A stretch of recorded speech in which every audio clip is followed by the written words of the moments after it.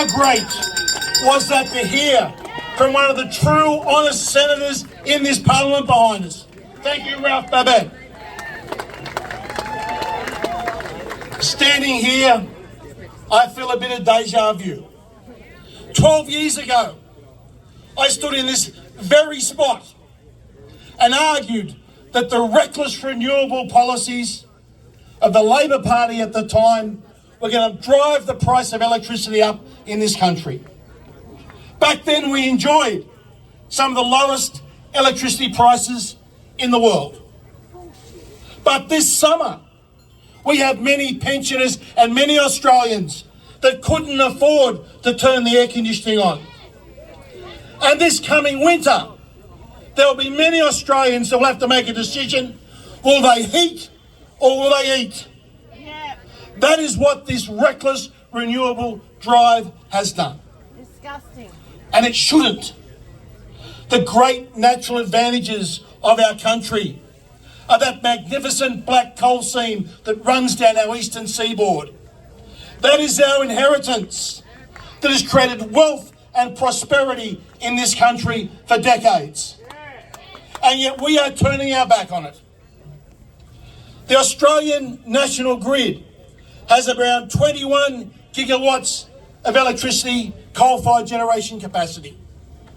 China has 1,100 gigawatts, 50 times more than we have. 50 times more. And what is China doing? Currently, they have under construction 132 gigawatts of electricity power under construction today. That is six times what we have in total in Australia. And we have men like Blackout Bowen that want to close down the remaining 21 gigawatts we have while China is building 6 times more. And that is only what they have under construction. In addition, China have 255 gigawatts in pre-construction.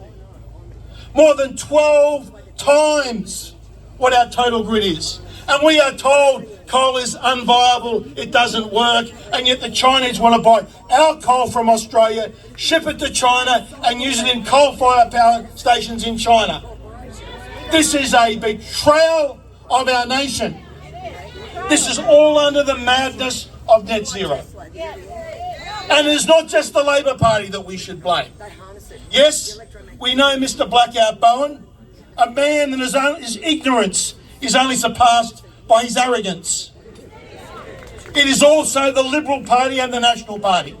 Now later today, we'll have speakers from the Liberal Party standing on this stage. And those speakers from the National Party standing on this stage.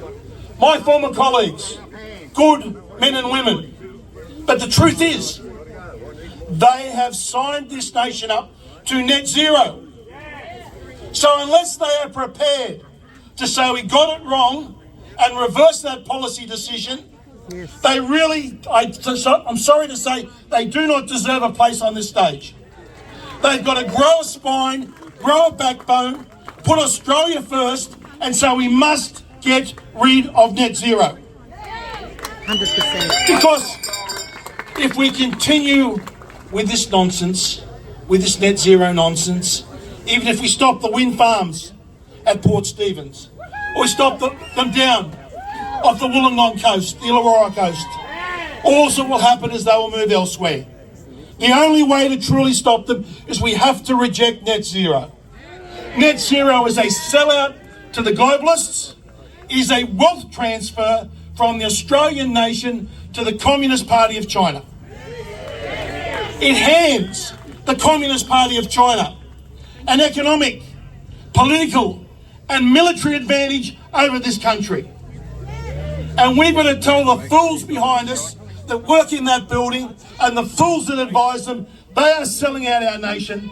And we call on every politician that comes and stands on this stage today must say, I am going to make a stand and I'm going to vote with my conscience and I'm going to say no to net zero. Thank you very much. Well said.